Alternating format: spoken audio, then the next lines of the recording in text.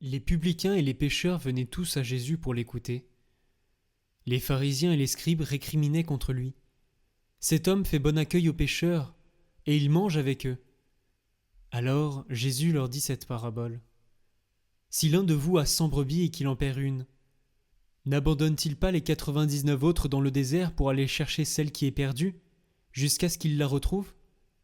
Quand il l'a retrouvée, il la prend sur ses épaules tout joyeux, et de retour chez lui, il rassemble ses amis et ses voisins pour leur dire « Réjouissez-vous avec moi, car j'ai retrouvé ma brebis, celle qui était perdue. » Je vous le dis, c'est ainsi qu'il y aura de la joie dans le ciel pour un seul pécheur qui se convertit, plus que pour 99 justes qui n'ont pas besoin de conversion. Ou encore, si une femme a 10 pièces d'argent et qu'elle en perd une, ne va-t-elle pas allumer une lampe, balayer la maison et chercher avec soin jusqu'à ce qu'elle la retrouve?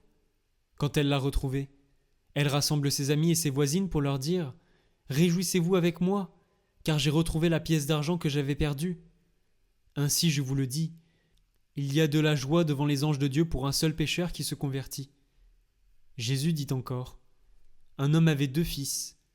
Le plus jeune dit à son père, « Père, donne-moi la part de fortune qui me revient. » Et le père leur partagea ses biens. Peu de jours après, le plus jeune rassembla tout ce qu'il avait, et partit pour un pays lointain où il dilapida sa fortune en menant une vie de désordre. Il avait tout dépensé, quand une grande famine survint dans ce pays, et il commença à se trouver dans le besoin. Il alla s'engager auprès d'un habitant de ce pays, qu'il envoya dans ses champs garder les porcs.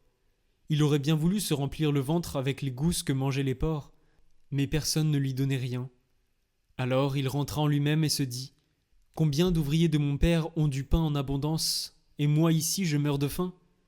Je me lèverai, j'irai vers mon père et je lui dirai « Père, j'ai péché contre le ciel et envers toi. Je ne suis plus digne d'être appelé ton fils. Traite-moi comme l'un de tes ouvriers. » Il se leva et s'en alla vers son père. Comme il était encore loin, son père l'aperçut et fut saisi de compassion. Il courut se jeter à son cou et le couvrit de baisers. Le fils lui dit « Père, j'ai péché contre le ciel et envers toi. Je ne suis plus digne d'être appelé ton fils. » Mais le père dit à ses serviteurs « Vite, apportez le plus beau vêtement pour l'habiller. Mettez-lui une bague au doigt et des sandales aux pieds. Allez chercher le veau gras, tuez-le, mangeons et festoyons, car mon fils que voilà était mort, et il est revenu à la vie. Il était perdu et il est retrouvé. » Et ils commencèrent à festoyer. Or le fils aîné était au champ. Quand il revint et fut près de la maison, il entendit la musique et les danses. Appelant un des serviteurs, il s'informa de ce qui se passait. Celui-ci répondit « Ton frère est arrivé, et ton père a tué le veau gras, parce qu'il a retrouvé ton frère en bonne santé. » Alors le fils aîné se mit en colère et il refusait d'entrer. Son père sortit le supplier.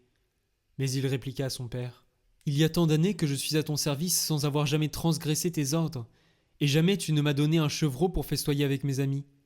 Mais quand ton fils que voilà est revenu après avoir dévoré ton bien avec des prostituées, tu as fait tuer pour lui le veau gras. » Le père lui répondit « Toi, mon enfant, tu es toujours avec moi, et tout ce qui est à moi est à toi.